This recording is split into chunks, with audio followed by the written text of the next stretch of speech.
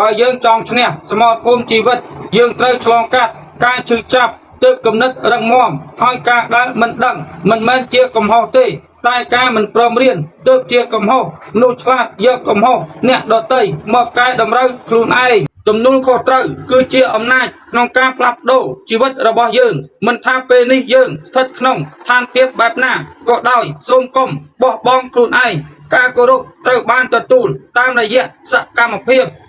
មិនថាអ្នកណាទេដែលព្យាយាមបង្រៀនយើងពីមេរៀនជីវិតយើងមិនអាចនឹងយល់ពីវាបានឡើយរហូតដល់ពេលដែលយើងឆ្លងកាត់វាដោយខ្លួនឯងផ្ទាល់ទើបយើងយល់ច្បាស់ពីជីវិតពិតយើងមិនអាចរៀនសូត្រអ្វីបានឡើយបើយើងតែងតែគិតថាខ្លួនឯងត្រូវគ្រប់ពេលហើយក៏កុំអំនួតកុំក្អេងក្អាងស្ងាត់ស្ងាត់សល់លុយស្ងាត់ស្ងាត់មានខ្លឹមមានតម្លៃបំផុតមនុស្សខ្លាំងពិតតែងតែលើកតម្កើងអ្នកនៅជុំវិញខ្លួនហើយសម័យនេះរស់ពឹងសមត្ថភាពខ្លួនឯងកម្លាំងខ្លួនឯងទើបគ្មានអ្នកណាហ៊ានមើលងាយយើង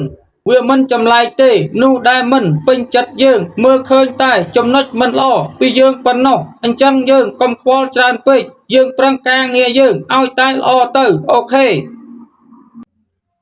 គេសើចខ្ញុំព្រោះគេឃើញខ្ញុំកំពុងតែលំបាកប៉ុន្តែខ្ញុំសប្បាយចិត្តព្រោះជីវិតខ្ញុំពឹងលើខ្លួនឯងអ្នកអាចឃើញខ្ញុំបរាជ័យបានប៉ុន្តែអ្នកមិនអាចឃើញខ្ញុំបោះបង់ដីស្រមៃរបស់ខ្ញុំបានទេ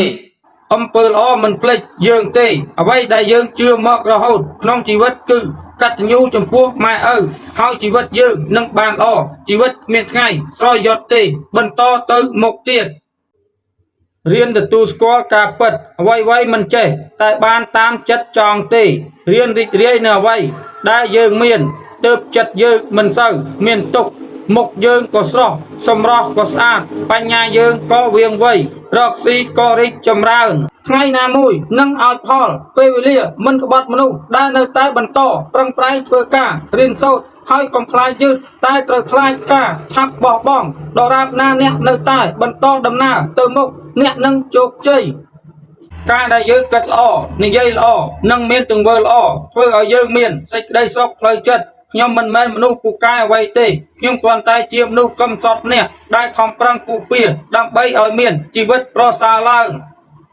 មនុស្សមិនចេះសន្សំរឿង1មនុស្សមានមេត្តាច្រើន2មនុស្សមានចិត្តធ្ងន់3មនុស្សប្រើបញ្ញាដើម្បីវិនិច្ឆ័យ4មនុស្សមានសតិចេះអប់រំចិត្ត5មនុស្សចេះបង្រួមរឿងធំមកតូច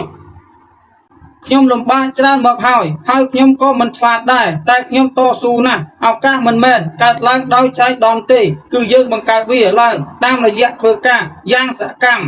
ទោះបីជាបញ្ហាធំប៉ុណ្ណាក៏អាចឆ្លងផុតដែរយើងត្រូវជឿជាក់លើអំពើល្អព្រោះអំពើល្អនេះហើយដែលបង្ហាញផ្លូវឲ្យយើងជួបតែរឿងល្អៗនិងមនុស្សល្អៗច្រើននៅក្នុងជីវិតយើង